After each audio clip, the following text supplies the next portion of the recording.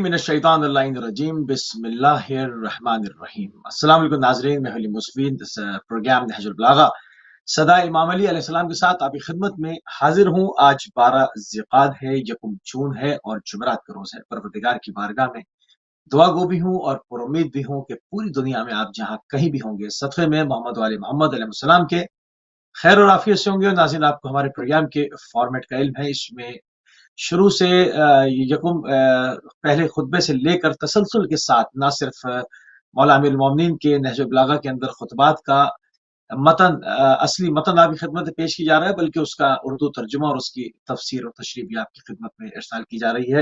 اور ہمیشہ کی طرح ان موضوعات کے اوپر، ان خطبات کے اوپر گفتگو کرنے کے لیے ہمارے ساتھ موجود ہیں آپ کی ہر دل عزیز شخصیت۔ یقیناً آپ کی شخصیت کسی تعارف کی محتاج نہیں ہے۔ ہمارے ساتھ موجود ہیں جناب علامہ سید طلبہ عباس رضوی صاحب دمشق سوریہ سے۔ آپ کو قبلہ پروگرام میں ایک مرتبہ پھر خوش آمدید کہیں گے اور آپ کی خدمت میں سلام عرض کریں گے۔ وعلیکم السلام ورحمۃ اللہ وبرکاتہ۔ جزاک اللہ قبلہ، جزاک اللہ۔ اور ناظرین، جہاں سے ہم نے گزشتہ جمعرات کو گفتگو کو اختتام پر لے گئے تھے، وہیں سے اس کو تسلسل کے ساتھ آگے بڑھائیں گے۔ خطبہ نمبر 64 جو ہے وہ تمام ہو گیا تھا، اس کے اصل متن کے ساتھ، اس کے ترجمے کے ساتھ، اس کی تفسیر کے ساتھ۔ اس وقت ہم شروع کریں گے خطبہ نمبر 65 سے، اور خلافت پر قبضہ ہو جانے کے بعد مولا امیر المومنین حضرت علی بن ابی طالب علیہ السلام نے انصار سے کیا فرمایا، اس کا متن اصلی، اردو ترجمہ اور تفسیر بھی قبلہ پیش فرما دیں۔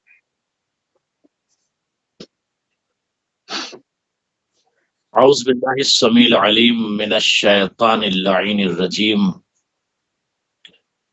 بسم اللہ الرحمن الرحیم، وصلی اللہ علی سید الانبیاء والمرسلین وآلہ الطیبین الطاہرین المعصومین، اما بعد۔ حاضرین، ناظرین، مشارکین، مشترکین، مشاہدین، مساعدین، سلام علیکم ورحمۃ اللہ وبرکاتہ۔ السلام علیکم اللہ۔ پروردگار آپ سب کو سلامت رکھے اور آپ سب کی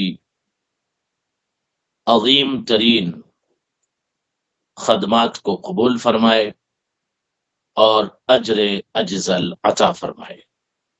جزاک خطبہ نمبر 65 آپ حضرات کی خدمت میں پیش کرنے کا شرف حاصل کر رہا ہوں، اور تسلسل سے یہ کوشش جاری ہے کہ امیر کائنات، ولی کائنات، نور کائنات، امام کائنات، مولائے کائنات نے جو گفتگو فرمائی ہے، یا ان کے زبان مطہر و معطر و مقدس سے جو الفاظ جاری ہوئے، وہ آپ کی سماعتوں کے حوالے کیے جائیں اور آپ ان الفاظ سے استنارہ بھی کریں اور استفادہ بھی کریں۔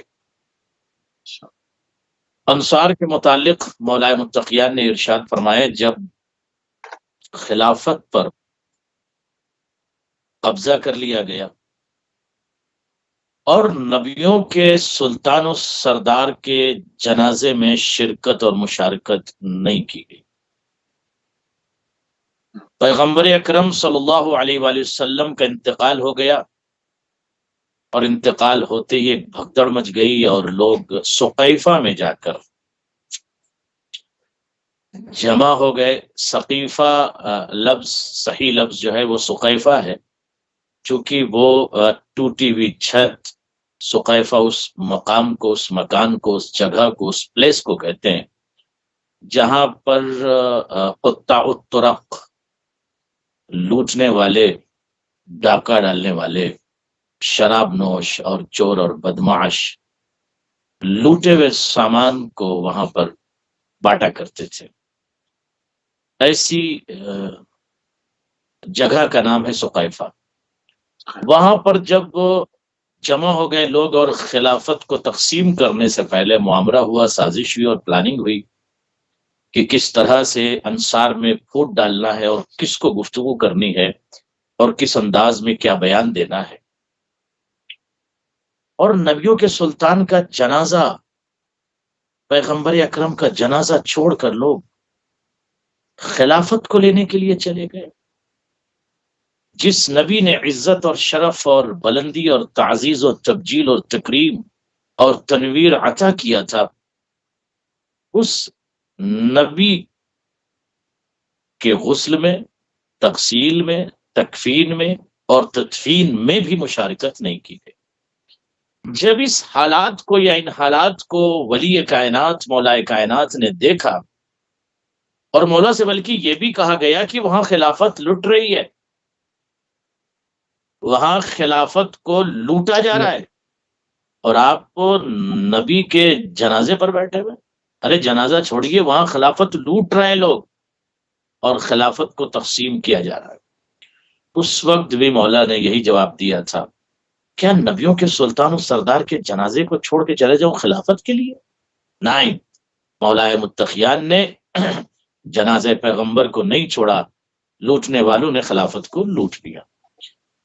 انصار کے متعلق جب ان حالات کو دیکھا تو مولا نے فرمایا کہ قالوا لما انتہت الی امیر المؤمنین علیہ السلام انباء السقیفۃ بعد وفات رسول اللہ صلی اللہ علیہ وآلہ وسلم ما قالت الانصار، پیغمبر اکرم کی رحلت کے بعد، شہادت کے بعد، جب سقیفہ بنی ساعدہ کی خبریں امیر المومنین علی بن ابی طالب تک پہنچی تو آپ نے دریافت فرمایا، ما قالت الانصار، آپ نے یہ پوچھا، سوال کیا انصار نے کیا کہا؟ جب یہ سب معاملات سقیفہ میں ہو رہے تھے اور خلافت کو لوٹا جا رہا تھا، انصار کیا کر رہے تھے؟ انصار نے کیا کہا؟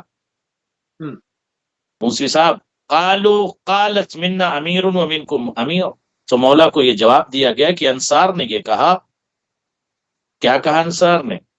کہ ایک ہم میں سے امیر ہو جائے اور ایک تم میں سے امیر ہو جائے، یعنی ایک انصار میں سے امیر ہو جائے اور ایک مہاجر میں سے امیر ہو جائے۔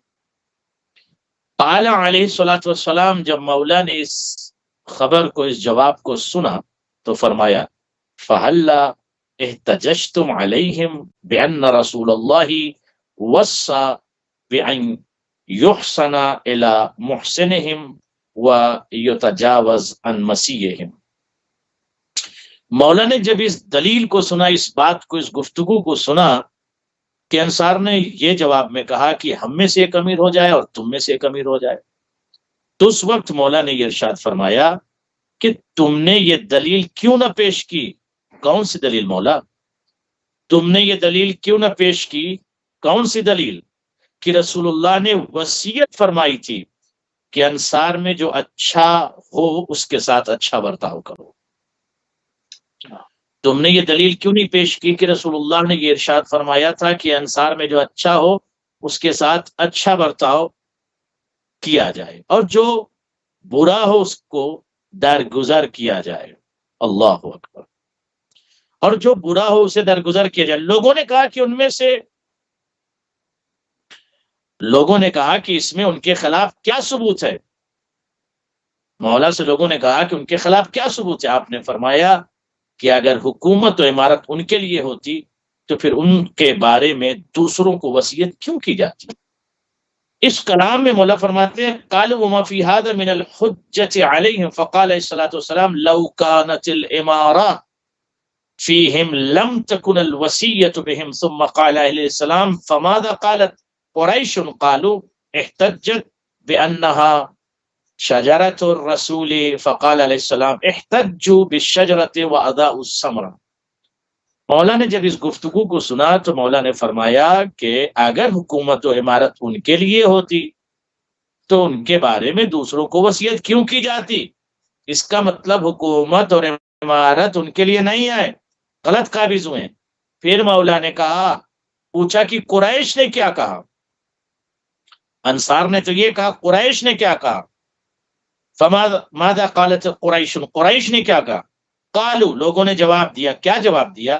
احتجت بانها شجرۃ الرسول، قریش نے کہا کہ ہم تو شجرہ رسول میں سے ہیں، یہ استدلال پیش کیا۔ فقال مولا علی علیہ الصلوۃ والسلام احتج بالشجرۃ واضاء الثمرۃ، مولا نے فرمایا انہوں نے شجرہ ہونے سے تو استدلال پیش کیا لیکن اس کے پھلوں کو ضائع و برباد کر دیا. یہ پیش کیا ہم تو شجرہ رسول ہیں، ہم تو قریش ہیں، کہ اس نے مہاجرین نے یہ دلیل پیش کی ہم تو قریش ہیں، حالانکہ یہ جھوٹی دلیل تھی. تو مولا نے کہا کہ شجرے کی بات کی اور شجرے میں جو ثمر ہوتا ہے اس کو ضائع کر دیا. ثمرہ کون ہے؟ ثمرہ اہل بیت اطہار ہیں، ثمرہ مولائے متقین شجرۃ الرسول، یعنی رسول اگر شجر ہیں تو اس کے ثمرہ کون ہیں؟ اہل بیت اطہار، علی بن ابی طالب، مولائے کائنات، امام حسن، امام حسین، اولاد فاطمہ و بطول، اولاد علی، یہ سب ثمرۃ و شجرۃ رسول ہیں. یہ مولا نے کہا کہ شجرہ کی بات کرتے ہیں مگر ثمرہ کو انہوں نے برباد کر دیا. اس کا مطلب علی بن ابی طالب اس خلافت کے مسئلے میں انصار و مہاجرین کے آپسی معاملات یا گفتگو سے مولا راضی نہیں تھے اور نہ ہی خلافت سے مولا راضی تھے. اگر راضی ہوتے تو اپنی رضایت کا اعلان کرتے، مگر مولا نے کھل کر کہا کہ ثمرہ کو برباد کر دیا انہوں نے. تو اب امت مسلمہ کو یہ بات سمجھ لینا چاہیے کہ علی کائنات، ولی کائنات، مولا کائنات نے یہ ارشاد فرمایا کہ ثمرہ کو، اب جو ثمرہ شجرہ رسول کو برباد کر دے، یعنی رسول اللہ کے شجرے کے ثمرے کو، پھلوں کو برباد کر دے، وہ شخص معتبر نہیں ہو سکتا. جی سبحان اللہ سبحان اللہ. تو خطبہ نمبر 65 خلافت پر قبضہ ہو جانے کے بعد مولا امیر المومنین حضرت علی بن ابی طالب علیہ السلام نے انصار سے جو گفتگو فرمائی اس کا اصلی متن، عربی متن اور اس کا اردو ترجمہ اور اس کی تفسیر آپ کی خدمت میں پیش کی جا رہی تھی. آگے بڑھیں گے. خطبہ نمبر 66. محمد ابن ابی بکر کو جب مصر کی حکومت آپ نے سپرد کی اور وہ وہاں پر پھر قتل بھی کر دیے گئے تو آپ نے کیا فرمایا؟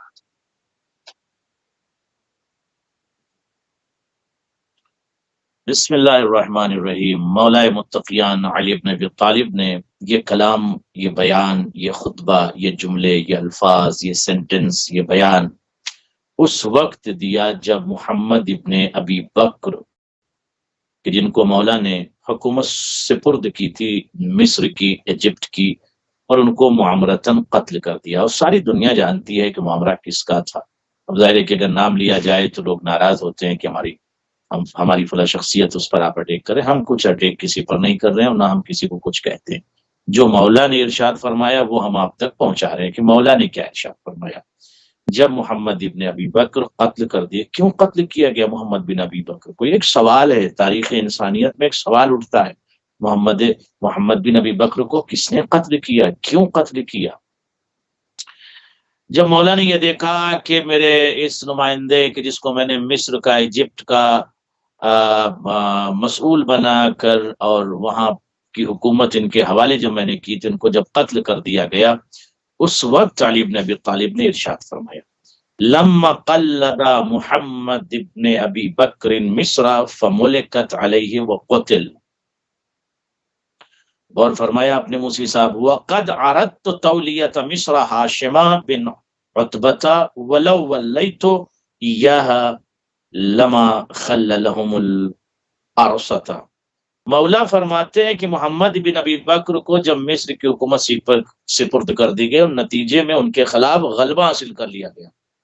اور فرمائیے ناظرین، جب حکومت مصر کو مولا کائنات نے محمد ابن ابی بکر کے سپرد کر دی تو لوگوں نے سازش کیا، معامرہ کیا، پلاننگ کیا، چالیں چلی، جھوٹ اور لوگوں کو بھڑکایا محمد بن ابی بکر کے خلاف. ظاہر ہے کہ آپ دیکھتے ہیں کہ آج سازش کا دور ہے، جھوٹ کا آج بھی دور ہے. اس زمانے میں تو ظاہر ہے بڑے بڑے سیاس ہوا کرتے تھے، جھوٹی باتیں اڑا دینا، ایلیگیشنز لگانا، تہمت لگانا، غلط باتیں کرنا. خیر، تو ان کے خلاف سازش کی گئی اور ان کے خلاف غلبہ حاصل کیا گیا اور محمد بن ابی بکر قتل کر دیے گئے.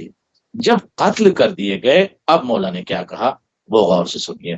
جملہ مختصر ہے مگر بہت ہی امپورٹنٹ جملہ ہے. علی موسی صاحب، لفظ مختصر ہے اس خطبے میں مگر بہت امپورٹنٹ.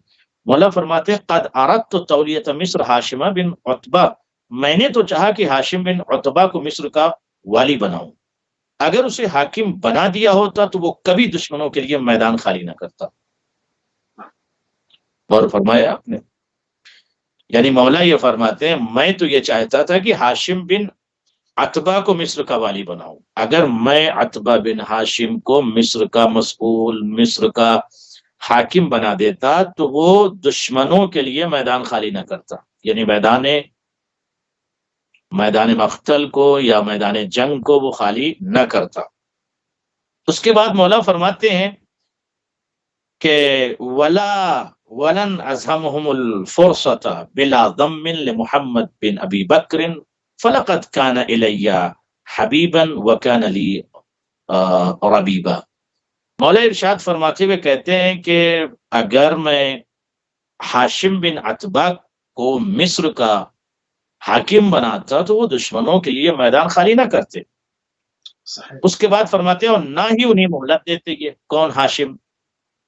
اس کے بعد مولا فرماتے ہیں اس سے محمد بن ابی بکر کی مذمت مقصود نہیں ہے، یعنی اس کلام سے، اس بیان سے محمد بن ابی بکر کی مذمت مقصود نہیں ہے. اس کے بعد آگے بڑھ کے فرماتے ہیں فلقد کان الیہ. کان الیہ کون؟ یعنی محمد بن ابی بکر. حبیبا وکان لی ربیبا، وہ تو مجھے بہت محبوب اور میرا پروردہ تھا. یعنی مولا فرماتے ہیں کہ میں نے یہ جو جملہ کہا کہ اگر ہاشم بن عتبہ کو میں بناتا تو میدان خالی نہ کرتا، محمد بن ابی بکر کو بنا دیا تو اس نے میدان خالی کر دیا.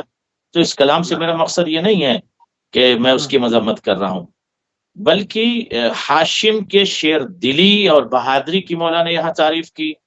اور یہاں پر محمد بن ابی بکر نے چونکہ میدان چھوڑ دیا، اس پر مولا نے گفتگو کی. لیکن آگے بڑھتے ہوئے زبدتن نتیجتن تکملتن مولا نے یہ ارشاد فرمایا کہ اس سے میں مذمت نہیں کر رہا ہوں، جبکہ میں اس کو چاہتا ہوں اور میری آغوش کا پروردہ ہے. کون؟ محمد بن ابی بکر.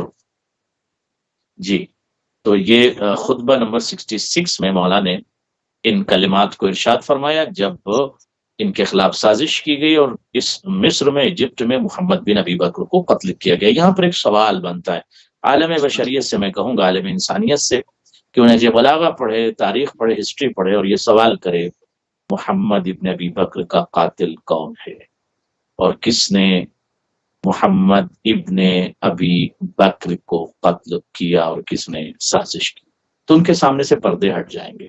پھر یہ جو کہتے ہیں نا شیعہ یہ کہتے ہیں فلاں کو شیعہ فلاں نہیں، تو یہ آپ کو اندازہ ہو جائے شیعہ نہیں کہتے، آپ کو اندازہ ہو جائے قاتل کون ہے، مجرم کون ہے، چھپا ہوا رستم کون ہے، ظالم کون. جی صحیح. خطبہ نمبر 66 تمام ہوا. جی ہاں، اور خطبہ نمبر 67 اس میں مولا امیر المومنین حضرت علی ابن ابی طالب السلام نے اپنے اصحاب سے کچھ شکوہ فرمایا قبلہ. اس کا اصلی متن اور اردو ترجمہ اور اس کی تفسیر بھی بیان فرماتے ہیں. بسم اللہ.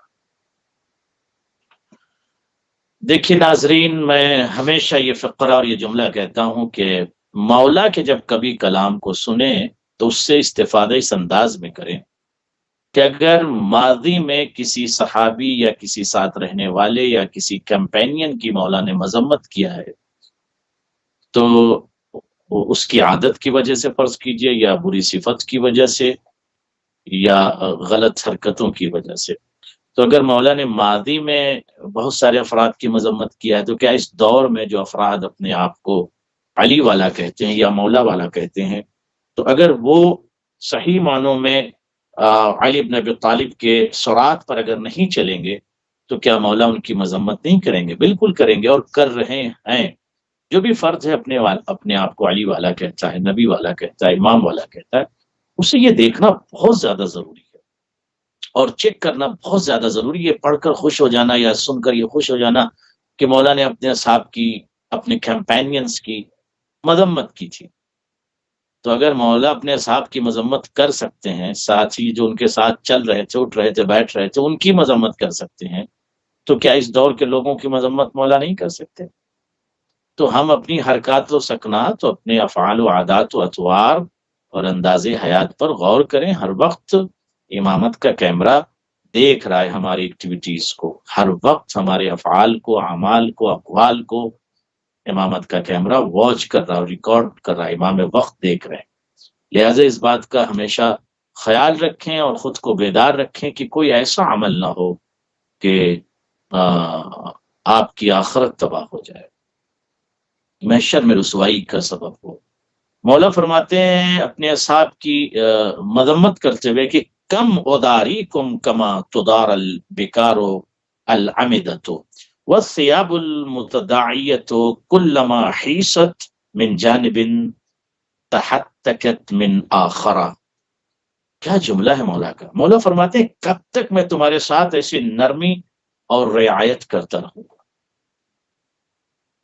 کب تک میں تمہارے ساتھ؟ اے علی والوں غور سے سنو علی بن ابی طالب کا خطبہ، اے جہان بشریت غور سے سنو، اے عالم انسانیت غور سے سنو۔ خطبہ نمبر 66 میں مولا 67 میں مولا اپنے کیمپینین اور اپنے اصحاب سے کہتے ہیں کہ کب تک میں تمہارے ساتھ ایسی نرمی اور رعایت کرتا رہوں گا، کب تک؟ آخر کب تک میں تمہارے ساتھ ایسی نرمی اور رعایت کرتا رہوں گا؟ اس کے بعد مولا فرماتے ہیں کما تدار البکار العمدۃ والثیاب المتداعیۃ کلما حیست من جانب تحتکت من آخر۔ مولا فرماتے ہیں کہ جیسی، یعنی کب تک رعایت کرتا ہوں؟ جیسی ان اونٹوں سے کی جاتی ہے۔ کون سے اونٹوں سے مولا؟ کہتے ہیں جن کی کوہانے اندر سے کھوکھلی ہو چکی ہوں، اور ان کے پھٹے پرانے کپڑے سے کہ جنہیں ایک طرف سے سیا جائے تو دوسری طرف سے پھٹ جاتے ہیں۔ کیا مولا نے جملہ ارشاد فرمایا کہ کب تک رعایت کرتا رہوں گا، کب تک تمہارے ساتھ نرمی برتتا رہوں گا میں، کب تک؟ ان اونٹوں سے، یعنی وہ اونٹوں کی تمثیل اور مثال پیش کی۔ کون سے اونٹ کا؟ جن کی کوہانے اندر سے کھوکھلی ہو چکی ہوں۔ کیا مطلب؟ یہ اشارہ مولا نے دیا، جن کی کوہانے اندر سے کھوکھلی ہو چکی ہوں۔ What does it mean? یعنی ان پر سواری نہ کی جا سکے۔ ایسے اونٹ جن کی کوہانے اندر سے کھوکھلی ہو چکی ہوئے تو اس پر سواری نہیں کر سکتا، یعنی وہ کسی کے کام اونٹ نہیں آ سکتا ہے۔ تو تم لوگ ایسے ہی ہو کہ تم کسی کے کام اب نہیں آ سکتے ہو، تمہارے اندر کھوکھلا پن پیدا ہو چکا ہے۔ اور اس کے بعد مولا فرماتے ہیں اور ان پھٹے پرانے کپڑوں کی طرح ہو۔ کیا مطلب؟ جنہیں ایک طرف سے سیا جائے تو دوسری طرف سے پھٹ جاتے۔ مثال دیتی مولا، ان پھٹے پرانے کپڑوں کے مانند کہ جن کو یا جس کو ایک طرف سے سیا جائے تو وہ کپڑا دوسری طرف سے پھٹ جاتا ہے۔ پھٹے ہوئے کپڑوں کی طرح ایک طرف سے سیا جائے، مطلب کیا؟ ایک جانب سے میں تمہاری اصلاح کرتا ہوں، دوسری جانب سے تم گمراہ ہو جاتے ہو، یا غدر کرتے ہو، یا دھوکہ کرتے ہو، یا خدا کے جادے سے ہٹ جاتے ہو۔ ایک جانب سے میں تمہیں کھینچ کے صراط حق کی طرف لاتا ہوں، تم ادھر چلے جاتے ہو۔ ایک جانب سے میں سیتا ہوں، دوسری جانب سے وہ کپڑا پھٹ جاتا ہے۔ یہ بہت ہی درد اور آہ بھری آواز علی بن ابی طالب ہے جو اپنے کمپینین سے بولا کہتے ہیں۔ اس کے بعد فرماتے ہیں کلما اطل علیکم منصر من مناصر اہل الشام اغلق کل من رجل منکم بابا۔ مولا فرماتے ہیں کہ جب بھی شامیوں کے ہر اول دستوں میں سے کوئی دستہ تم پر منڈلاتا ہے، غور کیجیے گا، جب بھی شامیوں کے ہر اول دستوں میں سے کوئی بھی دستہ تم پر منڈلاتا ہے یا تم پر اٹیک کرتا ہے یا تمہاری طرف آتا ہے تو تم سب کے سب اپنے گھروں کے دروازے بند کر لیتے ہو۔ شام کا دستہ جب تمہاری جانب پڑتا ہے اور تمہاری طرف منڈلاتا ہے تو تمہاری عادت یہ ہو چکی ہے کہ تم اپنے بیوت کے دروازوں کو باپ کو بند کر لیتے ہو اور اپنے آپ کو جری کہتے ہو، اپنے آپ کو بہادر کہتے ہو۔ جب شام کا دستہ، کیا مطلب؟ یعنی معاویہ کا لشکر، اہل معاویہ جب تمہاری طرف پڑھتے ہیں تو تم اپنے دروازوں کو بند کر لیتے ہو۔ اللہ اکبر! آپ سوچیں کہ کس حالات سے مولا گزرے ہیں۔ کبھی کبھی لوگ گفتگو کرتے ہیں علی بن ابی طالب پر تو یہ سمجھ نہیں پاتے کہ کیا کیا سازش ہوئی علی بن ابی طالب کے ساتھ، کہ ہر شخص جو حضرت علی کے ساتھ کھڑا تھا وہ بھی اپنا نظر نہیں آ رہا تھا، اور خدع، غدر، نفاق، بہت سارے مسائل۔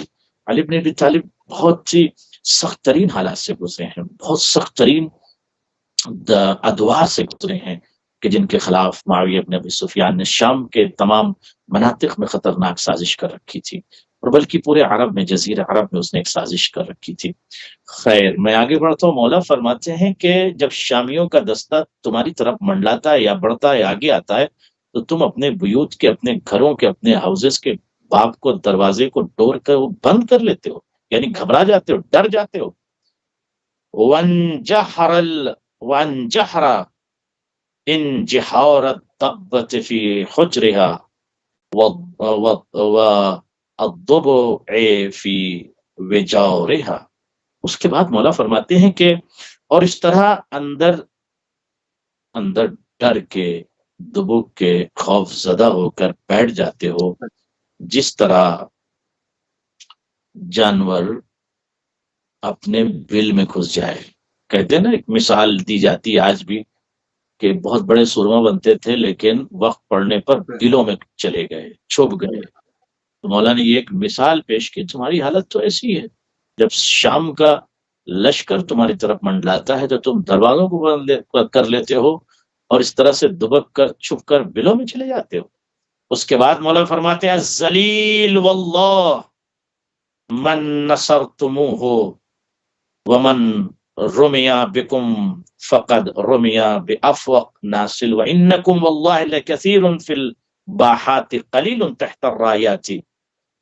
مولا فرماتے ہیں کہ جس کے تمہارے ایسے مددگار ہوں، یعنی تمہارے جیسے جس کے بھی مددگار ہو، تم جیسے جس کے بھی ناصرین ہو، میں دوسرے لفظوں میں کر دوں واضح عہدہ، تم جیسے افراد، ڈرپوک، بلوں میں گھسنے والے، دبک کر رہ جانے والے، دروازہ بند کرنے والے، تم جیسے افراد جس کے بھی مددگار ہوں تو ظاہر ہے کہ اسے پریشانی اور جھیلنی ہوگی، اسے پریشانی تو جھیلنی ہوگی، کیونکہ تم جیسے افراد جن کے ساتھ ہوں اور جس پر تم تیر کی طرح پھینکے جاؤ تو تمہارا ایسا مسئلہ، یعنی مولا نے آگے بڑھ کر یہ کہا کہ جس پر تم تیر کی طرح پھینکے جاؤ تو گویا اس پر ایسا تیر پھینکا گیا کہ جس کا سوفار بھی شکستہ اور پیکان بھی ٹوٹا ہوا ہو. یعنی پیکان بھی ٹوٹا ہے، تیر بھی ٹوٹا ہے، یعنی کسی بھی طرح سے تم قتال کے لیے، جنگ کے لیے، لڑنے کے لیے شجاعت تمہارے اندر نہیں ہے، ایمان تمہارے اندر نہیں ہے، بزدلی ہے تمہارے اندر. اس کے بعد مولا کہتے ہیں واللہ لکثیر فی الباحات، خدا کی قسم گھروں کے صحن میں تو تم بڑی تعداد میں نظر آتے ہو. واللہ لکثیر فی الباحات، فی الباحات یعنی خدا کی قسم گھروں کے صحن میں، آنگن میں، گھروں میں تو تم بہت کثیر تعداد میں نظر آتے ہو. قلیل تحت الرایات، رایا کہتے ہیں علم کو، پرچم کو، جھنڈے کو، اس کی جمع ہے رایات. قلیل تحت الرایات، لیکن پرچم تلے تو بہت تھوڑے نظر آتے ہو. یعنی جو میدان جنگ کا پرچم ہوتا ہے اس کے تلے تم بہت کم ہو جاتے ہو، گھر میں تو بہت زیادہ ہو، تم کثیر تعداد ہے. لیکن جب معاملہ میدان جنگ کا آتا ہے، میدان قتال کا آتا ہے تو رایات کے نیچے، پرچموں کے نیچے تو تمہاری تعداد بہت کم ہو جاتی ہے. اس کے بعد مولا فرماتے، اب یہاں سے جہان بشریت غور کرے کہ کیسے حالات سے گزرے مولا، کیسے ادوار سے گزرے ہیں مولا، کیسے سچویشن سے گزرے ہیں مولا، کہ مولا کا کوئی مددگار نہیں ہے. گھر کے صحنوں میں بیٹھے ہوئے لوگ گفتگو کرتے تھے، مگر جب جنگ کا نقارہ بجتا تھا تو رایات کے نیچے، پرچموں کے نیچے، علم کے نیچے بہت کم لوگ ہوتے تھے، یعنی مولا کے ساتھ. وَإِنِّي لَعَالِمٌ بِمَا يُصْلِحُكُمْ وَيُقِيمُ عَوَدَكُمْ وَلَكِنِّي لَا أَرَى إِصْلَاحَكُمْ بِإِفْسَادِ نَفْسِي. مولا فرماتے ہیں کہ میں اچھی طرح جانتا ہوں، وَإِنِّي لَعَالِمٌ، میں اچھی طرح سے جانتا ہوں، میں اچھی طرح سے علم رکھتا ہوں. کس بات کا؟ میں اچھی طرح سے جانتا ہوں کہ کس چیز سے تمہاری اصلاح اور کس چیز سے تمہاری کجروی کو دور کیا جا سکتا ہے. آئی نو، مجھے پتا ہے، میں اچھی طرح جانتا ہوں کہ کس چیز سے تمہاری اصلاح اور کس چیز سے تمہاری کجروی، ٹیڑھے پن کو. اور فرمایا علی موسوی صاحب، مجھے پتا ہے، یعنی مولا اس درد کو، اس کیفیت کو، اس علم کو اور اس حالت کو بیان کرے. مجھے پتا ہے تم اپنے آپ کو کمپینین کہتے ہو، تم اپنے آپ کو صحابی کہتے ہو، تم اپنے آپ کو کہتے ہو کہ ہم علی کے ساتھ ہیں. مجھے پتا ہے تمہاری اصلاح کیسے ہوگی اور تمہاری کجروی کو کیسے دور کیا جا سکتا ہے، مجھے پتا ہے، لیکن میں اپنے نفس کو بگاڑ کر تمہاری اصلاح کرنا نہیں چاہتا. میں اپنے نفس کو بگاڑ کر تمہاری اصلاح کرنا نہیں چاہتا. یہ مولا کا جملہ ہے. ولیکننی لا ارى اصلاحکم بافساد نفسی. اپنے نفس کو بگاڑ کر، یعنی میں اپنے آپ کو بگاڑ کر تمہاری اصلاح کروں، یعنی تمہاری اصلاح کرنے میں میں اپنے آپ کو بگاڑ کروں. میرا جو مشن ہے، میرا جو اتصال ہے، میری جو کیفیت ہے وہ ردائے پروردگار ہے. میرا اتصال رب سے ہے، معبود سے ہے، مسجود سے ہے، خالق سے ہے. اور میں جو بھی کرتا ہوں اس پروردگار کے پرچم توحید تلے کام کرتا ہوں، اسی کے مطابق کام کرتا ہوں. اس سسٹم سے، اس نظام سے، اس طریقت سے میں نہیں ہٹ سکتا. میں اپنے آپ کو بگاڑ کے تمہاری، یعنی تم جیسا میں نہیں بن سکتا کہ جیسے تم چاہو ویسے میں نہیں. یہ مولانا عظیم فقرہ کا. اس کے بعد اضرع اللہ اکبر خدودکم واتعس جدودکم لا تعرفون الحق کمعرفتکم الباطل ولا تبطلون الباطل کابطالکم الحق. اللہ، یہ لفظ بڑا ثقیل ہے اور بہت ہی معنی خیز ہے، یعنی ذخائر معانی اور خزائن علم اس کے اندر مضمر ہے، مستتر ہے، چھپے ہوئے ہیں، اور رموز و اسرار اس کے اندر پنہا ہے. مولا فرماتے ہیں خدا تمہارے چہرے کو بے آبرو کر دے.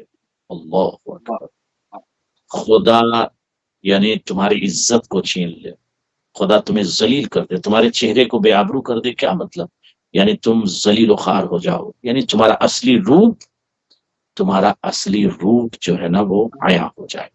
خدا تمہارے چہروں کو بے آبرو کر دے اور تمہیں بدنصیب کرے. اللہ اکبر. یہ علی کی زبان ہے، علی کا بیان ہے. ولی کائنات بول رہے ہیں، مولا کائنات بول رہے ہیں. اے جہان بشریت دیکھو، خلوص شرط ہے امام کے ساتھ، خلوص کے ساتھ امام کے ساتھ رہنا ہے، خلوص کے ساتھ امام سے محبت کرنا ہے. مولا فرماتے ہیں کہ تمہیں بدنصیب کرے. جیسی تم باطل سے شناسائی رکھتے ہو ویسی شناسائی حق سے تمہاری کیوں نہیں ہے؟ باطل سے تو تم بہت ملے جلے ہو، بڑی شناسائی ہے، بڑی معرفت ہے، بڑی جانکاری ہے باطل کے بارے میں. حق کے متعلق تمہاری شناسائی کیوں نہیں ہے؟ حق کی معرفت کیوں نہیں ہے؟ باطل، معاویہ اور اہل معاویہ سے بڑی شناسائی ہے، باطل سے تم بڑے شناسا ہو، بڑی معرفت ہے تمہاری. حق سے تم دور ہو، تمہاری جان پہچان نہیں ہے حق سے. اس کے بعد مولا فرماتے ہیں لا تبطلون الباطل کابطالکم الحق. اور جتنا حق کو مٹاتے ہو، اللہ اکبر، اور جتنا حق کو مٹاتے ہو باطل اتنا تم سے نہیں دبایا جاتا. جتنا تم حق کو مٹانے میں وقت صرف کرتے ہو مگر تم باطل کو تم دبا نہیں پاتے. باطل تم سے نہیں دبایا جاتا. حق کو دبانے میں بہت ایکٹیو ہو تم، حق کو دبانے میں ایکٹیو ہو تم. سارے اعضاء و جوارے تمہارے کام کرتے ہیں مگر یہ اعضاء و جوارے کہاں تمہارے غیر منفعل ہو جاتے ہیں اور کیوں کام نہیں کرتے؟ جب باطل کو مٹانا ہوتا ہے یا باطل کو دبانا ہوتا ہے. باطل کو دبانے میں تو تم بالکل گھروں میں چھپ جاتے ہو، ابواب کو بند کر لیتے ہو، دبک جاتے ہو، بلوں میں چلے جاتے ہو. باطل کو دبانے میں تم کہاں چلے جاتے ہو؟ یعنی مولا کا یہ درد ہے جو اپنے اصحاب پہ.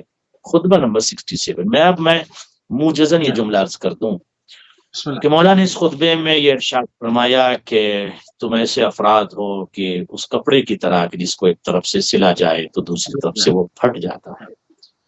یعنی کیا مطلب؟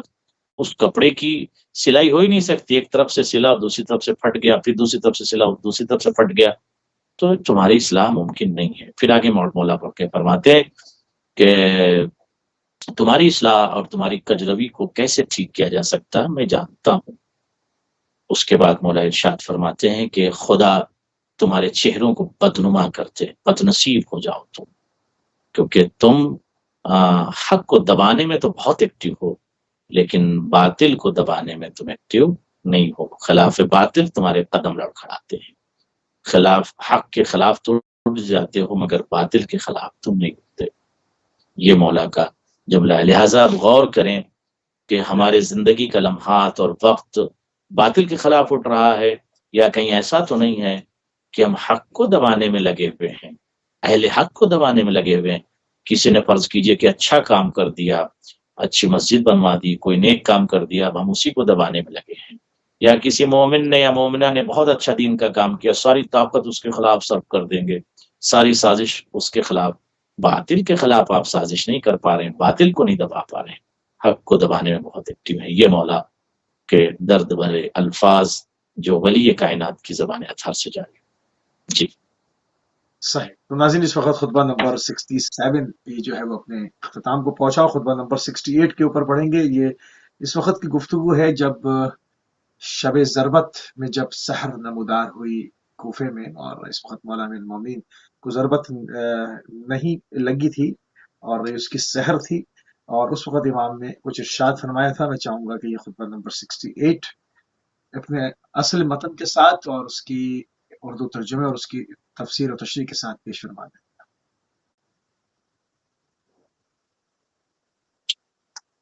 ناظرین، میں آپ سے یہ گزارش کروں گا، ریکویسٹ کروں گا، ریکویسٹ آل مومنین اور مومنات، سب سے میں گزارش کر رہا ہوں کہ یہ خطبہ جو اب میں پڑھنے جا رہا ہوں بہت ہی امپورٹنٹ ہے. اور ضربت، شب ضربت یعنی شب ضربت کی سحر کو مولا نے یہ خطبہ ارشاد فرمایا، اور بہت ہی مولا کی جو کیفیت ہے اور مولا کے ساتھ جو ہوا، امت نے جو مولا کے ساتھ کیا اور لوگوں نے جو مولا کے ساتھ برتاؤ کیا، اس کیفیت کو مولا نے چند جملوں میں بیان کیا ہے. آپ غور کریں کہ ہمارے مولا کتنے مظلوم تھے. امام علی بن ابی طالب بعد پیغمبر کتنے مظلوم تھے، جس کا اعلان غدیر میں ہوا تھا اور ہر شخص کہہ رہا تھا بخن بخن لک یا ابن ابی طالب، جس کے لیے نبیوں کے سلطان نے کہا تھا من کنت مولا فہذا علی مولا. نبی کی رحلت کے بعد، ان کی شہادت کے بعد اس علی کے ساتھ کیا سلوک کیا امت نے. آپ غور کریں. فی سحرۃ اليوم الذی ضرب فیہ، آپ نے یہ کلام شب ضربت کی سحر کو فرمایا. مولا فرماتے ہیں، غور کیجئے گا کہ ملکتنی عینی وانا جالس فسنخ لی رسول اللہ فقلت یا رسول اللہ ماذا لقیت من امتک من الاود واللدد فقال عدو علیہم فقلت ابدلنی اللہ بهم خیرا منهم وابدلهم بی شرا لهم منی. مولا کا یہ جملہ میں تو چاہوں گا کہ اس کے مفہوم کو اور اس کے معنی کو، اس کلام کے رموز کو تمام ناظرین جو ہے وہ یاد کر لیں. علی موسوی صاحب، مولائے کائنات، ولی کائنات، امام کائنات، شب ضربت کی سحر یہ کلام ارشاد فرماتے ہیں. مولا فرماتے ہیں کہ میں بیٹھا ہوا تھا کہ میری آنکھ لگ گئی. غور کریں ناظرین، غور کریں ایک ایک لفظ پر اور یاد کریں، اور علی بن ابی طالب کی مظلومیت کو دیکھیں. مولا فرماتے ہیں کہ میں بیٹھا ہوا تھا، میری آنکھ لگ گئی. فسنخ لی رسول اللہ، اتنے میں نے رسول اللہ صلی اللہ علیہ وآلہ وسلم کو دیکھا کہ میرے سامنے تشریف فرما ہے. میں بیٹھا ہوا تھا، میری آنکھ لگ گئی. میں نے کیا دیکھا کہ نبیوں کے سلطان و سردار پیغمبر اکرم میرے سامنے تشریف فرمائے. فقلت، اب مولا علی کہتے ہیں کہ میں نے رسول اللہ سے کہا، کیا کہا؟ یا رسول اللہ، اے اللہ کے رسول صلی اللہ علیہ وآلہ وسلم، ماذا لقیت من امتک من الاود واللدد، اے رسول اللہ صلی اللہ علیہ وآلہ وسلم، مجھے آپ کی امت کے ہاتھوں کیسی کیسی کجرویوں اور دشمنیوں سے دوچار ہونا پڑا ہے. میری آنکھ لگ گئی، میں بیٹھا ہوا تھا، میری آنکھ لگ گئی. میں نے دیکھا کہ رسول اللہ صلی اللہ علیہ وآلہ وسلم جلوہ افروز ہیں۔ میں نے رسول اللہ صلی اللہ علیہ وآلہ وسلم سے کہا یا رسول اللہ، آپ کی امت کے ہاتھوں کیسی کیسی کجرویوں اور دشمنیوں سے، عداوتوں سے مجھے دوچار ہونا پڑا، کیا مطلب آپ کی امت نے مجھے یہی صلہ دیا ہے، سارے کے سارے میرے دشمن ہو گئے۔ یا رسول اللہ، آپ کی شہادت کے بعد، آپ کے جانے کے بعد آپ کی امت میری دشمن ہو گئی، دشمنوں سے مجھے دوچار ہونا پڑا۔ تو اس وقت مولا یہ سرد بھر کے رسول اللہ سے یہ درد دل بیان کر رہے تھے کہ آپ کی امت نے میرے ساتھ کیا کیا۔ تو رسول اللہ نے ارشاد فرمایا، فقال رسول اللہ صلی اللہ علیہ وآلہ وسلم، رسول اللہ نے ارشاد فرمایا عدو علیہم، تم ان کے لیے بد دعا کرو۔ آپ دیکھیں کہ نبیوں کا سلطان اور نبیوں کا سردار کہہ رہا ہے تم ان کے لیے بد دعا کرو۔ جس نے تمہاری خلافت کو چھینا، جس نے سقیفہ میں تم پر ظلم کیا، جس نے میری رحلت کے بعد تم پر ظلم کیا، جو تمہارے دشمن بن گئے، جو تمہارے اعداء ہیں، ان کے لیے تم بد دعا کرو۔ اس کا مطلب بد دعا اگر نبی کریں بد دعا کرو تو وہ سارے کے سارے افراد اعداء علی، وہ اعداء پیغمبر ہیں۔ اعداء پیغمبر یعنی وہ اعداء خدا ہیں، خدا کی بھی دشمن، علی کا دشمن، نبی کا دشمن، نبی کا دشمن خدا کا دشمن، اور خدا کا دشمن کوئی بھی ہو جہنمی ہے، نبی کا دشمن کوئی بھی ہو جہنمی ہے، علی کا دشمن کوئی بھی ہو جہنمی۔ پھر میں ریپیٹ کر رہا ہوں، کوئی بھی ہو، کتنا بڑا ہو، اور اپنے آپ کو بہت بڑا بنا کر مورخ اسے بڑا بناتے، تاریخ اسے بڑا بناتے، وقت کا بکا ہوا رائٹر اسے بڑا بناتے، مؤلف اور مدرس اور معلم اور کتاب تواریخ اسے بڑا بناتے، لیکن اگر وہ دشمن علی ہے تو جہنمی۔ اس میں کوئی ایف اور بٹ نہیں ہے۔ تمام ملل و مذاہب اور مسلمین کے علماء نے اس بات پر اتفاق کیا کہ دشمن علی جہنمی ہے، علی کا دشمن جہنمی ہے۔ یا رسول اللہ، آپ کی امت کے ساتھ مجھے کیسے حالات سے گزرنا پڑا، دشمنیوں سے دوچار ہونا پڑا۔ تو رسول اللہ نے فرمایا تم ان کے لیے بد دعا کرو۔ جب یہ مولا نے جملہ سنا تو میں نے صرف اتنا کہا، یعنی جب رسول اللہ نے علی بن ابی طالب سے کہا تم ان کے لیے بد دعا کرو، تو مولا فرماتے فقلت، میں نے نبی اللہ صلی اللہ علیہ وآلہ وسلم سے کہا، کیا کہا؟ ابدلنی اللہ بہم خیرا منہم وابدلہم بی شرا لہم منی۔ مولا فرماتے ہیں کہ جب نبی نے کہا کہ ان کے لیے بد دعا کرو تو میں نے صرف اتنا کہا۔ جب میں نے نبی سے اپنی حالات بیان کی اور احوال بیان کیے اور یہ بتایا کہ آپ کے جانے کے بعد یہ سب دشمن ہو گئے یا رسول اللہ صلی اللہ علیہ وسلم، تو نبی نے کہا بد دعا کرو، تو میں نے صرف اتنا کہا کہ اللہ مجھے ان کے بدلے میں ان سے اچھے لوگ عطا کر دے۔ یہ جو دشمن میرے ہو گئے ہیں، یہ غدار، یہ مکار، یہ دشمن ہو گئے ہیں، میں نے صرف اتنا کہا یا اللہ ان کے بدلے میں ان سے اچھے لوگ مجھے عطا کرے، اور ان کو میرے بدلے میں کوئی برا امیر دے دے۔ اللہ، اس کا مطلب اگر برا امیر کسی کو ملا ہے تو یہ بد دعا ہے علی بن ابی طالب کی۔ میں یہ کہنا چاہتا ہوں یہ بد دعا ہے مولا کائنات کی، کوئی فخر نہ کرے، یہ بد دعا ہے۔ مولا نے کہا کہ میں نے رسول اللہ سے صرف اتنا کہا کہ اللہ مجھے ان کے بدلے میں ان سے اچھے لوگ عطا کر دے، یعنی یہ لوگ مجھے نہیں چاہیے، ان سے اچھے لوگ اللہ مجھے دے دے، اور ان کو میرے بدلے میں کوئی برا امیر دے دے۔ تو برے امیر ملے کہ نہیں ملے؟ یزید کو بھی اپنا امیر کہہ دیا گیا، ملے برے امیر کہ نہیں ملے؟ یزید کے باپ کو امیر کہہ دیا گیا، یزید کو امیر کہہ دیا گیا۔ یہ تو جناب زینب سلام اللہ علیہا کا جملہ اگر شام کی سرزمین پر نہ گونجتا، یا ابن الطلقاء غلام زادوں کا بیٹا، تیری کیا مجال ہے؟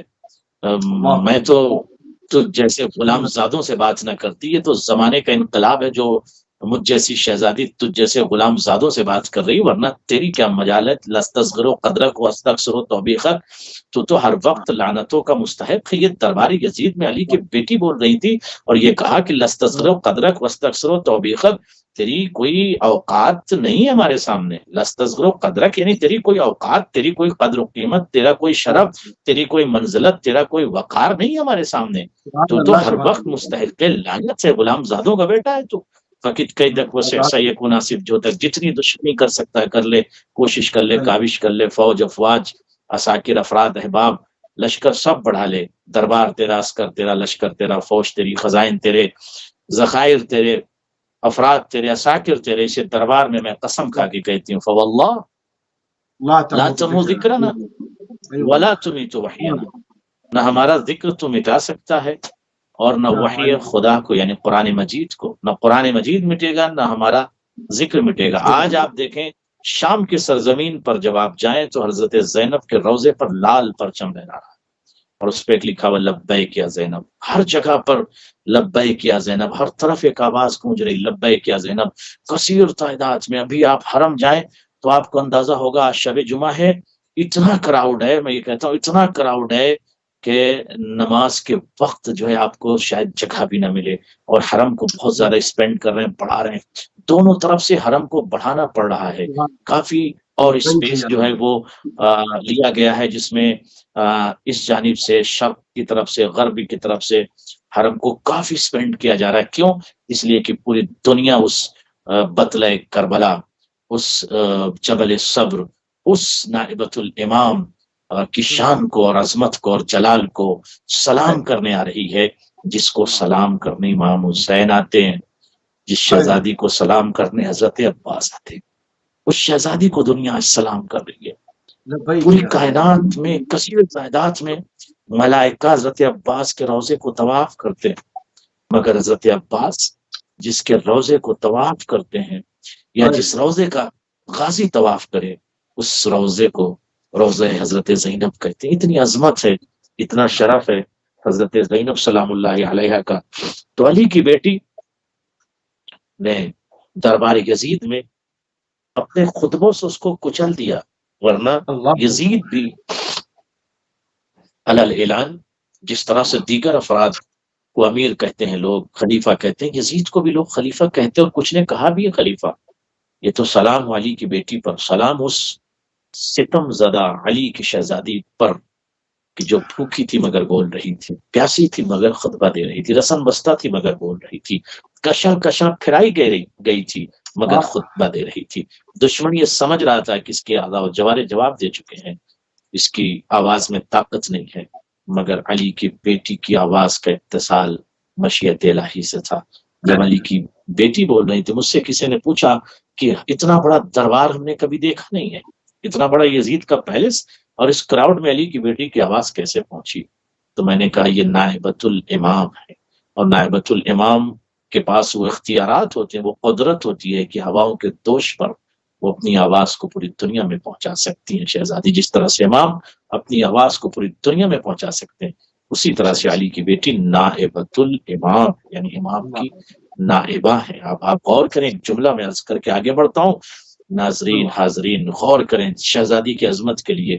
پوری کائنات جس کے اشارے کی محتاج ہو اور جس کے قبضے قدرت و اختیارات میں پوری کائنات ہو، ذرات، موجودات، مخلوقات، ہوا، چرند پرند، سمندر، بحر، بہار، دریا، ساری کائنات جس کے اشارے پر چلے حکم خدا سے، اسے امام کہتے ہیں۔ کربلا میں امام حسین کے پاس اختیار کل ہے، اشارہ کر دیں تو زمین پھٹ جائے، چشمہ جاری ہو جائے، اختیار کل ہے۔ کائنات پر جسے اتنی قدرت اسے امام کہتے ہیں، اور وہ وقت کا امام، اتنا بڑا امام جس عظیم شہزادی سے کچھ کہتا ہے، اس شہزادی کا نام زینب ہے۔ کیا مولا نے کہا؟ بہن زینب مجھے نماز شب میں یاد رکھ، مجھے یاد۔ اس کا مطلب وقت کے امام کو جو دعا دے، اور وقت کا امام جس کی دعا کی خواہش کرے، جس کی دعا کی خواہش وقت کا امام کرے، उसे सैयदा ज़ैनब सलामुल्लाह अलैहा कहते हैं। आप अंदाजा लगाएं अली की बेटी की अजमत का, अली की बेटी की अजमत का अंदाजा लगाएं कि पूरी कायनात जिसके इशारों पर ठहर जाए उसे इमाम कहते हैं। और वक्त का इमाम जिससे कह रहा बहन मुझे दुआओं में न भूलना, तो आप उस शहजादी की अजमत का अंदाजा लगाएं। करबला छोड़कर खुद हजरत अब्बास अली की बेटी की अजमत को सलाम करने आते हैं। और मैं ये देख रहा था और उलमा से मैंने सुना कि हजरत अब्बास जब रोज़े हजरत ज़ैनब पर आते हैं तो गिरिया करते हैं और बीबी से कहते हैं बीबी मैं आपकी रिदा बचा न सका, शाम के बाजारों से आपको गुजरना पड़ा बीबी, मैं आपकी रिदा को बीबी बचा न सका। उसके बाद गाजी अब्बास रोते हुए हजरत ज़ैनब के जरी के पास बैठ जाते हैं और सिर्फ गिरिया करते हैं और उसके बाद अली की बेटी के रोजे का तवाफ करते हैं और बीबी को सलाम करते हैं और रो रो कर कहते हैं बीबी शाम के रास्तों पर नेज़ों से आपको मारा गया बीबी, पत्थरों से मारा गया बीबी, शाम गरीबा में आपका सर जख्मी हो गया बीबी। हजरत अब्बास बीबी के मसाइब को पढ़ के दर्द को याद करके बहुत देर तक ज़रिए ज़ैनब के पास बैठ कर रोते। तो इतनी बड़ी शहजादी है कि वक्त का गाजी और अबुल फजल अब्बास जिसकी अजमतों को सलाम करे उसे सैयदा ज़ैनब सलामुल्लाह अलैहा कहते हैं। शहजादी सबको सलामत रखें।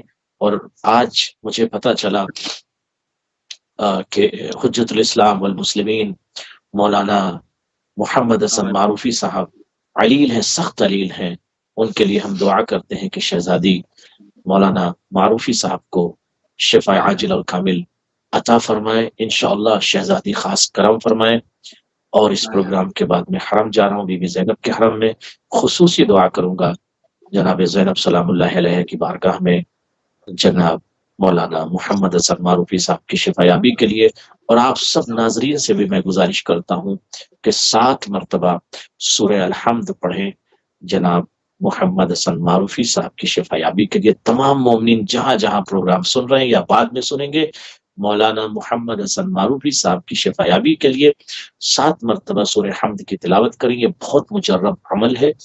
और जनाब ज़ैनब से इस्तिग़ासा फरमाएं। और हम भी यहाँ शाम में सीरिया में मौलाना मोहम्मद हसन मारूफी साहब के लिए और जहाँ जहाँ दुनिया में मरीज हैं उन सब की शिफायाबी के लिए, तमाम मोमिनीन और मोमिनात की शिफायाबी के लिए हम बारगाह हज़रत ज़ैनब में दुआ गो हैं कि शहजादी सबको सलामत रखें। तो ये मौला का एक दर्द था और एक कैफियत थी जो रसूलुल्लाह से बयान कर रहे थे कि आपकी उम्मत ने हमारे साथ क्या किया। अब आप गौर फरमाएं कि मौला अली ने जब इस कैफियत को बयान किया तो क्या जनाब ज़ैनब ने बयान ना किया होगा, जनाब सकीना ने बयान ना किया होगा, जनाब रबाब ने बयान ना किया होगा, इमाम हसन ने ना बयान किया होगा कि आपकी उम्मत ने यह किया कि मेरे कलेजे के टुकड़े कट कट के दश्त में नाना गिर रहे थे। तो तमाम अहले बैत अतहार ने नबी से जरूर बयान किया होगा कि आपकी उम्मत ने हमारे साथ क्या किया। तो ये मौला के एक दर्द था जो शबे ज़रबत सहर के वक्त मौला की ज़बान मुअत्तर और मुक़द्दस से ये अल्फाज जारी हो।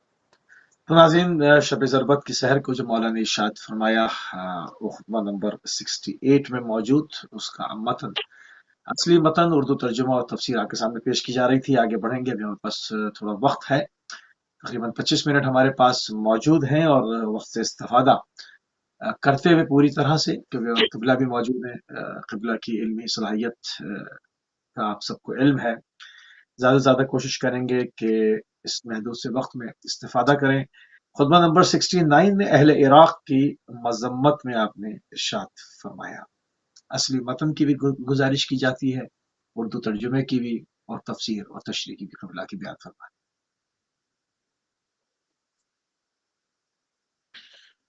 नाज़रीन, खुतबा नंबर 69 मैंने अभी इससे पहले जो अर्ज किया था अपने कंपेनियन और अपने असहाब की मज़म्मत में मौला ने खुतबा इरशाद फरमाया था।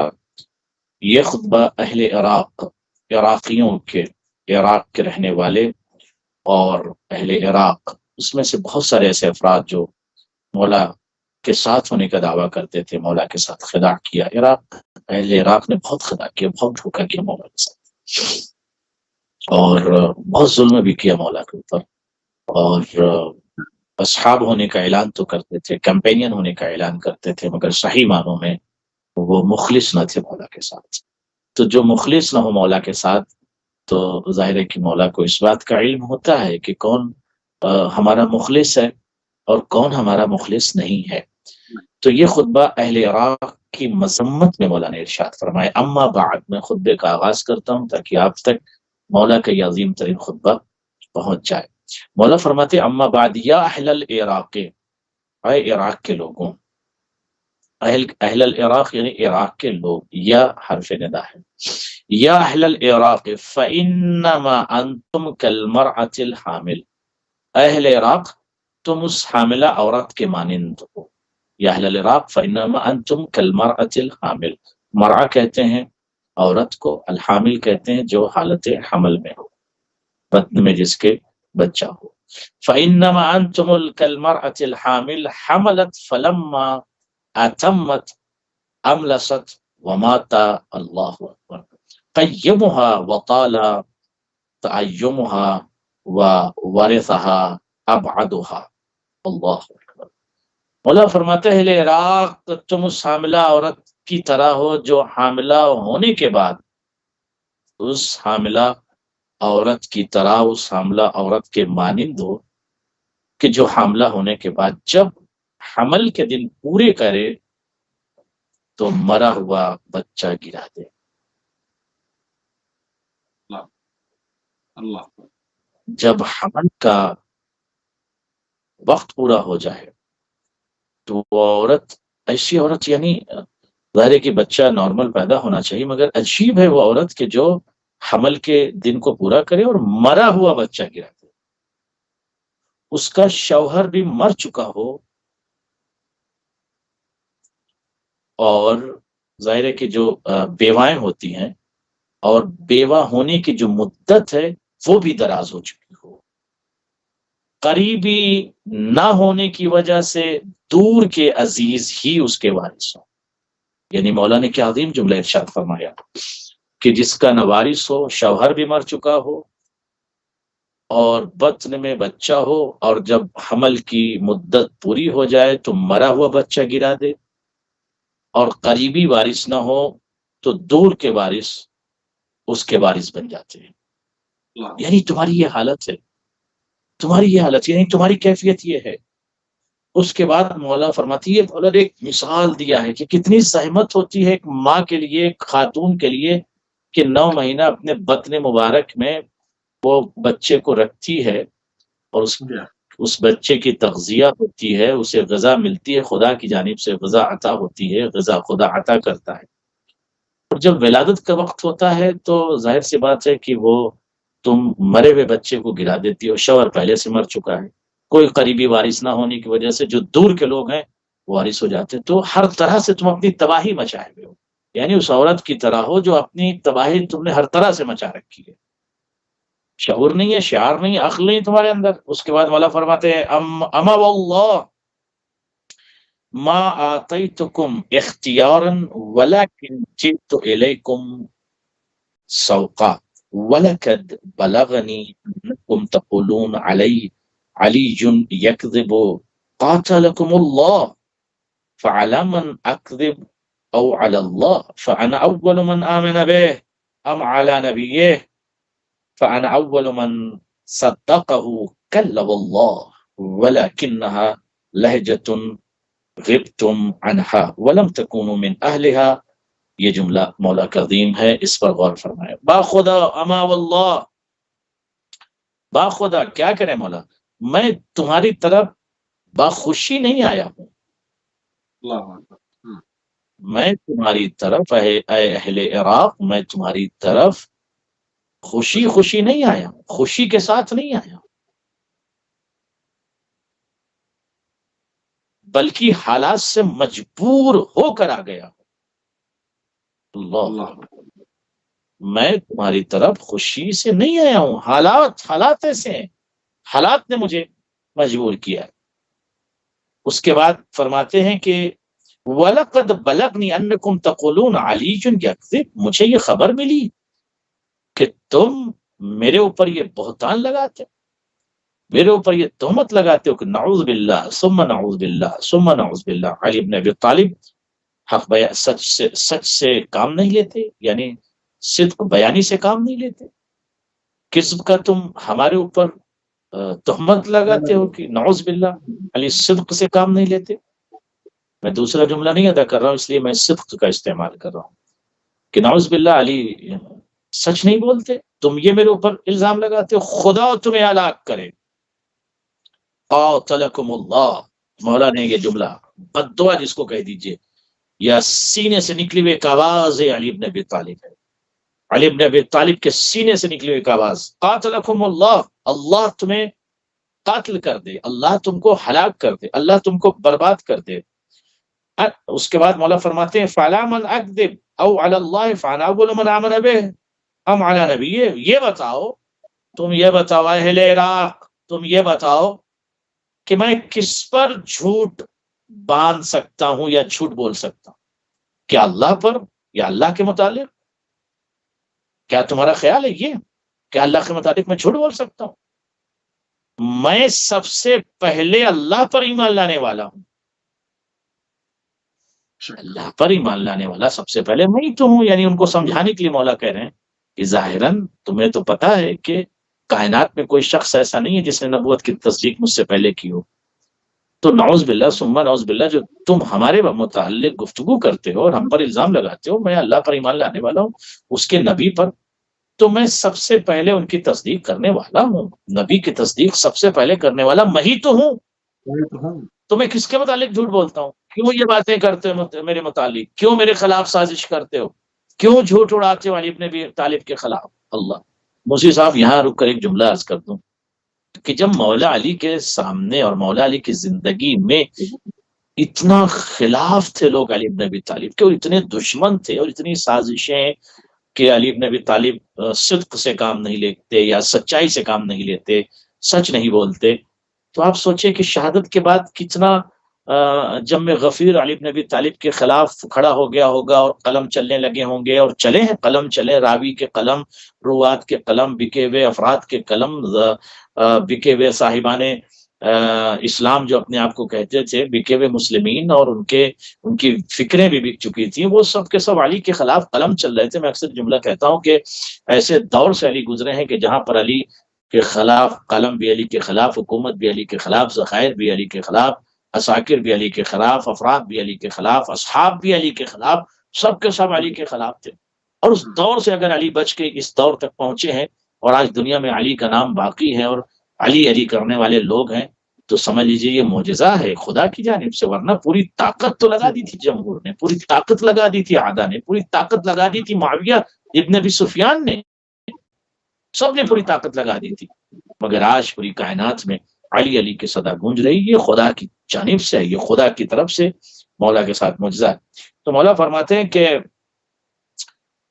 یہ بتاؤ کہ میں رسول اللہ کی تصدیق کرنے والا، خدا کی قسم ایسا ہرگز نہیں ہے جو تم میرے متعلق گفتگو کرتے ہو کہ علی سچائی سے کام نہیں لیتے. میں سچائی سے کام لیتا ہوں، کیوں غلط بیانی کرتے ہو؟ خدا کی قسم ہرگز ایسا نہیں ہے، بلکہ وہ ایک ایسا انداز کلام تھا جو تمہارے سمجھنے کا نہ تھا. جب میں گفتگو کرتا ہوں تو ضروری نہیں کہ ہر کلام کو تم سمجھ جاؤ. میرا وہ انداز کلام تھا جسے تم سمجھ نہیں سکتے، اسے تم جھوٹ سمجھ رہے ہو، نعوذ باللہ. مولا نے یہ ثابت کر دیا کہ مولا کے کلام کو ضروری نہیں کہ ہر مخلوق سمجھ لے، ہر فرد، ہر شخص سمجھ لے. مولا نے خود کہہ دیا کہ جو تمہارے سمجھ کا نہ تھا، تمہاری سمجھ کے باہر تھا میرا وہ انداز کلام، میرا وہ بیان، میرا وہ کلام، میری وہ گفتگو، میرا وہ جملہ تمہارے سمجھ کے باہر تھا، اور نہ تم میں اس کے سمجھنے کی اہلیت تھی. تمہارے اندر اہلیت نہیں تھی کہ اس کلام کو تم سمجھ سکو. اس کا مطلب بہت سارے ایسے کثیر تعداد میں افراد ہیں جو مولا کے کلام کو نہیں سمجھ سکتی. یہ مولا خود کہہ رہے ہیں کہ تمہارے اندر اہلیت نہیں تھی کہ تم میرے کلام کو سمجھ سکو.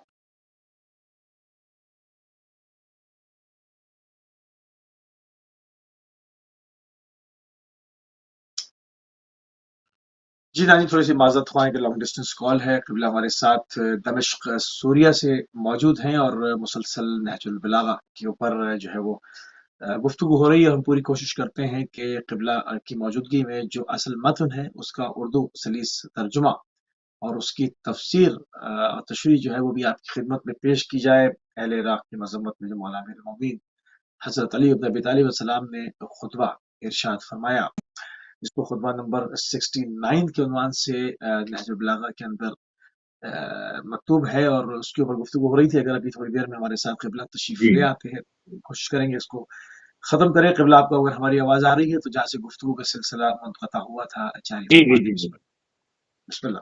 معاف کیجیے گا، انقطاع ہو گیا تھا. کبھی کبھی بسم اللہ. اس طرح کی کیفیت ہو جاتی ہے. خیر، تو مولانا فرماتے ہیں کہ تمہارے اندر اہلیت ہی نہ تھی کہ تم میرے کلام کو سمجھ سکو. میرا کلام تمہاری سمجھ اور فہم سے باہر ہے.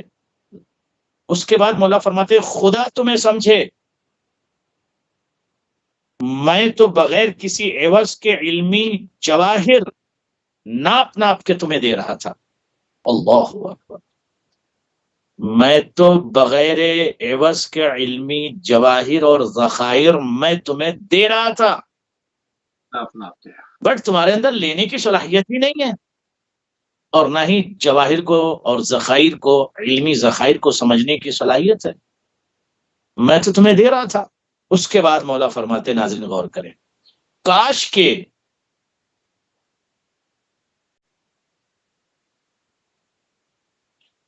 کی میری بات اور میری گفتگو کسی کے ظرف میں سما جاتی. اللہ، کوئی تو ایسا ہوتا، کسی کا ظرف تو ایسا ہوتا کہ میری بات اس کی ظرف میں اتر جاتی. اس کا مطلب یہ ہے کہ کم ظرف افراد کے ظرف میں علی کی بات نہیں اترتی. یہ ہے، یہ درد ہے علی بن ابی طالب کا. کوئی تو ایسا ہوتا، کسی کا ایسا ظرف ہوتا کہ جس کے ظرف میں میری بات اتر جاتی اور وہ سمجھ جاتا کہ میں کیا کہہ رہا ہوں،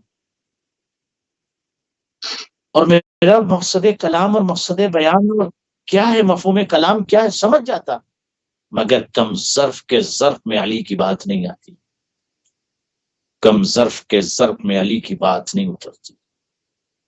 ٹھہرو. اس کے بعد مولا فرماتے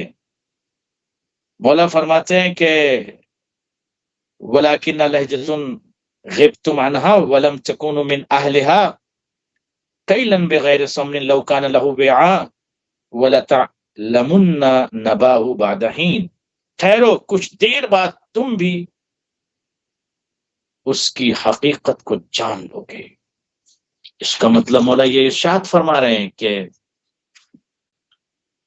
یہ پوری جہان بشریت کو مولا بیدار کر کے یہ سمجھا رہے ہیں اور بتا رہے ہیں کہ ہر فرد میں یہ قوت اور یہ صلاحیت اور یہ طاقت نہیں ہوتی کہ علی بن ابی طالب کے کلام کو، بیان کو سمجھ سکے.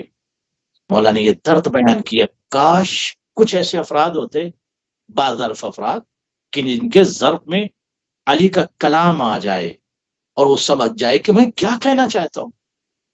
تم میرے کلام کو، بیان کو سمجھتے نہیں ہو اور غلط باتیں میرے خلاف کرتے ہو. اگر اس میں کا کہوں کہ مطلب کم ظرف کے ظرف میں ان کی گفتگو نہیں آتی. اگر میں کہوں کہ مولا امیر المومنین مظلوم تاریخ تھے اور ہیں، اس پہ تھوڑی سی روشنی ڈال دیں تاکہ پھر ہم اگلے خطبے پہ جائیں. دیکھیں، علی بن ابی طالب مظلوم تاریخ بھی ہیں، اور انسانیت کی تاریخ میں، آدمیت کی تاریخ میں سب سے مظلوم ترین فرد کو علی کہتے ہیں. کیوں مظلوم ترین فرد کو علی کہتے ہیں؟ اتنے ذخائر علم لے کر جو آسمان کی بلندیوں سے زمین پر اترے تھے، کاسہ افراد انسانی میں، دماغ بشر میں، فکر بشر میں، مزاج بشر میں، عقل بشر میں جو علوم کے ذخائر دینے کے لیے آئے تھے، ان سے علوم نہیں لیے گئے، ان سے ذخائر علمی کو نہیں لیا گیا. وقت کے مظلوم ہیں، تاریخ کے مظلوم ہیں، اور تاریخ نے ظلم کیا ہے. موسی صاحب غور کریں، بہت اچھی گفتگو آپ کی. تاریخ نے ظلم کیا علی پر، مورخ نے ظلم کیا علی پر، کاتب نے ظلم کیا علی پر، مؤلف نے ظلم کیا علی پر، مصنف نے بھی ظلم کیا علی پر، حکام نے ظلم کیا علی پر، آج بھی کر رہے خطبہ ہیں، نے آج بھی ظلم کیا ہے علی نامے بن ابی طالب پر، منابر پر جانے ہاں، والے نامے میں افراد اوپر جا جو رہے ہیں۔ جن کو معاویہ نے منابر پر بھیجا تھا کہ جاؤ اور علی کے خلاف بولو، سب نے ظلم کیا۔ جی میں کہہ رہا ہوں آج بھی ظلم لگاتار جاری ہے، نام لو اور منہ اتر جاتا ہے انسان، تو عجیب ہے۔ یہ بالکل ظلم جاری ہے۔ آپ سوچیں کہ 70,000 ممبروں سے منابر سے علی بن ابی طالب کے خلاف بولا جاتا تھا، اور متکلمین کو، خطبہ کو، ائمۃ الجمعہ کو یہ باقاعدہ لکھے ہوئے خطبے دیے جاتے تھے کہ اس جمعے کو تمہیں کیا بولنا ہے، اور علی کیا بن ہے؟ ابی طالب پر نعوذ باللہ کیا کیا تم کو بہتان لگانا ہے، کیا کیا سازشیں کرنی۔ ہر جمعے کو 70,000 منابر سے متکلم جب بولے گا اور جمعے کے خطبے سے اپنے آپ کو مسلمانوں کا مولوی کہنے والا وہ امام جمعہ جو تھا وہ علی بن ابی طالب کے خلاف جب بولتا تھا تو نیچے بیٹھے ہوئے بچے کیا سوچیں گے، جوانان کیا سوچیں گے، ان کے دماغ میں، ان کی عقل میں، ان کی فکر میں علی کی دشمنی کو ڈیلا جا رہا تھا۔ نعوذ باللہ علی بن ابی طالب کے خلاف اتنی باتیں کی کہ رائٹر کو خریدا گیا، ہزاروں کی تعداد میں رائٹر خریدے گئے تھے شام میں، جن کو معاویہ بن ابی سفیان نے، میں باتیں بڑی ذمہ داری سے کہہ رہا ہوں، ذمہ داری سے کہہ رہا ہوں کہ رائٹر اور رپورٹر کو خریدا گیا تھا جو علی بن ابی طالب کے خلاف صرف کام کریں، جیسے آج میڈیا خرید لیا جاتا ہے، چینل خرید لیے جاتے ہیں، اور اس کے بعد چینل سے کہا جاتا ہے فلاں کے خلاف بس آپ کو بولتے رہنا ہے، یہ میٹر دے دیا، یہی آپ چلنا ہے اس چینل پہ۔ تو اسی طریقے سے میڈیا جیسے بکتا تھا، رائٹر بکتے تھے، تو رائٹر کو خریدا گیا، روات کو، صاحبان قلم کو کتابیں لکھی گئی علی کے خلاف، کاتب کو خریدا گیا علی کے خلاف، تو کاتب نے ظلم کیا، رائٹر نے ظلم کیا، مؤلف نے ظلم کیا، حاکم نے ظلم کیا، تاریخ نے ظلم کیا، ہر فرد کی جتنی جس کی سکت تھی، قوت تھی، اس نے علی بن ابی طالب پر ظلم کیا۔ تو مولا متقیان پر ظلم ہوا، ظلم ہو رہا ہے، ابھی بھی ظلم ہو رہا ہے۔ علی بن ابی طالب کی شخصیت کہاں آسمانی فضائل، کہاں آسمان شرف، کہاں آسمان تعزیز و تبجیل، ملک جس کے روضے کا طواف کریں، ملک جس کے سامنے دست بستہ کھڑے ہوں، اور تمام انبیاء جسے سلام کریں، اس شخصیت کو علی کہتے ہیں۔ علی بن ابی طالب کسی عام فرد کا نام نہیں ہے، کائنات کا سارا جمال و جلال و کمال و حیبت و جرأت و اسرار و رموز و قدرت و اختیارات جس کے وجود میں سمٹ جائیں، اس ذات کو، شخصیت کو امام کہتے ہیں، ولی کہتے ہیں، ولی کائنات کہتے ہیں، مولا کائنات کہتے ہیں۔ علی بن ابی طالب کی زندگی کا اگر ایک زبدہ پیش کر دیا جائے تو پوری دنیا ہل جائے گی، پوری دنیا میں ایک عجیب سی کیفیت پیدا ہو جائے گی کہ اتنا بڑا امام، اتنی بڑی شخصیت، اتنا بڑا عالم، اتنا بڑا بہادر، اتنا بڑا شجاع، اتنا بڑا عالم الغیب کہ آتی ہوئی نسلوں کے متعلق گفتگو کرے، ماضی پر گفتگو کرے، حال پر گفتگو کرے، فیوچر پر گفتگو کرے، عادات و اطوار کے متعلق بیان کر دے، رموز و اسرار پر گفتگو کرے، اتنی بڑی شخصیت، اور اس کے ساتھ دشمنی صرف کیوں کی گئی؟ کرسی کے لیے، حکومت کے لیے، صرف حکومت کے لیے علی بن ابی طالب کی پکچر کو بگاڑنے کی کوشش کی، اور علی بن ابی طالب جس کے ذکر کے کو خلاف خدا پوری کی پوری حکومت، آج بھی یہی ہو رہا ہے، آج بھی یہی ہو رہا ہے کہ آپ دیکھیں بکے ہوئے ملے جب یہ بات ہوتی ہے تو کس طرح سے بولنا، ایک طرف تو کہتے ہیں ہم اہل بیت کے چاہنے والے ہیں، اہل بیت کے بغیر تو جو ہے جنت ناممکن ہے، تو پھر دشمن اہل بیت سے دوستی کیوں؟ ہاں، وہ تو چہرے کا نور بتا دیتا ہے دشمن کس اہل کے بیت سے ساتھ، دوستی، چہرے کی پھٹکار ہاں، بتا دیتی ہے کہ کس کے ساتھ ہے، اس میں تو بولنے کی بھی ضرورت نہیں پڑتی، اور آپ صورت واقعہ بتاتی دیکھیں، میں جملہ میں نے سال گزشتہ امریکہ میں بھی کہا تھا، اس بار پھر کہہ رہا ہوں، جتنے بھی دشمن علی ہیں ان کے چہرے دیکھ لیجئے، لعنت برستی ہے، پھٹکار ہے، چاہے مولوی ہوں، چاہے ملے ہوں، وہ بھی ہیں جو چھپے ہوئے منافق ہیں، جو ظاہراً تو اہل بیت کے خلاف نہیں بول پاتے، ان کی مجبوریاں ہیں، لیکن وہ عادہ کے ساتھ ہیں، دشمن علی کے ساتھ، ان کا چہرہ آپ دیکھ لیجئے، لعنت برستی ہے، پھٹکار برستی ہے، اندھے ہو چکے ہیں، عجیب سی کیفیت ہے، مگر جو علی والا ہوتا ہے اس کے چہرے پر نور ہوتا ہے، علی والے کا چہرہ نورانی ہوتا ہے، علی والے کا چہرہ روحانی ہوتا ہے، علی والا پتہ چل جاتا ہے، کہیں بھی جاتا ہے اس کا چہرہ پتہ چل جاتا ہے کہ علی والا ہے، کہیں بھی آپ کھڑا ہو، میں کہتا ہوں جم غفیر میں ایک علی والا کھڑا ہو اور سارے کے سارے دشمن علی ہوں، پتہ چل جائے گا وہ علی والا کھڑا ہے۔ تو ایک خاص نور عطا ہوتا ہے علی والے کو، جو علی کے عشق میں ڈوبتا ہے اور جو علی سے محبت کرتا ہے۔ تو یہ مولا نے جو بد دعا کی تھی نا کہ تمہیں برا امیر ملے، تو مل تو گیا، برا امیر مل رہے ہیں، کہیں ملا عمر ملتا ہے، کہیں ابو بکر البغدادی ملتا ہے، کہیں یزید ملتا ہے، مل ہی رہے ہیں، ان کو ملتے رہیں گے تا قیامت۔ लीजिए, दुश्मनी अहले बैत का नतीजा यही हुआ। अहले बैत अथार से दुश्मनी करोगे तो मुल्ला उमर मिलेगा, तालिबान मिलेंगे, अबू बकर बगदादी मिलेगा, यही से ही सब लोग मिलेंगे, यजीद मिलेगा। जाओ सर छुपाते रहो, मुहर्रम का चांद नमीदार होते ही सैयदना हुसैन क्यों कहते हो? सिर्फ इसलिए सैयदना हुसैन कह के हुसैनी खैमे में आना चाहते हैं कि ताकि हमारे ऊपर दहशतगर्दी का इल्जाम न लग जाए। हम हुसैनी, हम यजीदी नहीं है। इसका मतलब तुम दहशतगर्दी से अपने आप को बचाने के लिए खैमे हुसैनी में आना चाहते हो मुहर्रम में, और पूरे क्या करते हो? पूरे साल क्यों परचम हुसैन को बुलंद नहीं करते? वो यजीद के खिलाफ, यजीदियत के खिलाफ, यजीद के बाप के खिलाफ, दुश्मन हुसैन के खिलाफ, दुश्मन अली के खिलाफ पूरे साल बोलो। अगर वाकई अली वाले हो, वाकई अहले बैत वाले हो, तो फिर मुहर्रम में सिर्फ लब सैयदना हुसैन न करो, बल्कि पूरे साल परचम हुसैन को बुलंद करो और आवाज दो और ये बताओ कि हुसैन शख्सियत का नाम है कि जिसके राब्ते को जालिम ने काट न सकता, के सुना पे हुसैन बोलते हैं। वहां भी पूरा हक बयान नहीं करते ना। अब जाके सिर्फ यजीद पर लानत करके ठहर जाने से मामला तो हल नहीं होता कि यजीद को किसने अशायर की बैत लेके और यजीद को नामजद किया, जिसने किया उसको किसने नामजद किया। जरा 2 स्टेप पीछे चले जाए, हकबाजी हो जाए, वहां नहीं जाते। खाली एक चूंकि यजीद इस कदर लानत ज़दा है कि वहां पर लानत करके और वहां पर जो है चैप्टर बंद कर देते। जाना पड़ेगा इसलिए कि आखिरत एक ऐसी चीज है जिसमें ना भाई काम आएगा, ना बाप काम आएगा, ना बहन काम आएगी, ना रिश्तेदार काम आएंगे। अगर कोई जात, कोई शख्सियत काम आएगी तो अहले बैत था है। तो जाना पड़ेगा और इनको आगे चल के इस बात का अंदाजा होगा कि दुश्मन अली तेरा अंजाम बहुत बुरा है। लिहाजा पीछे जाना पड़ेगा और देखना पड़ेगा कि यजीद को खलीफा किसने बनाया, किसने लेटर लिखा और किसने ये कहा कि किस तरह से करना है। जी, खुद से तो वो बराजमान नहीं हो गया ना। शायर की बैत ली गई, लोगों को खरीदा गया, कत्ल किया गया, बगावतें कराई गई, उसको लाया गया। फिर वहां से एक स्टेप पीछे जाएंगे तो खालुल मोमिनीन से खालुल मुनाफिकीन समझ में आ जाएगा, और उससे एक स्टेप पीछे जाएंगे तो सारा मसला हल हो जाएगा। मगर वहां तक जाते हुए जो है वो पर कांपते हैं और कदमों में लज्जिश पैदा होती है। तो आधा हक बयान नहीं करना चाहिए, हक बयान करें तो पूरा करें।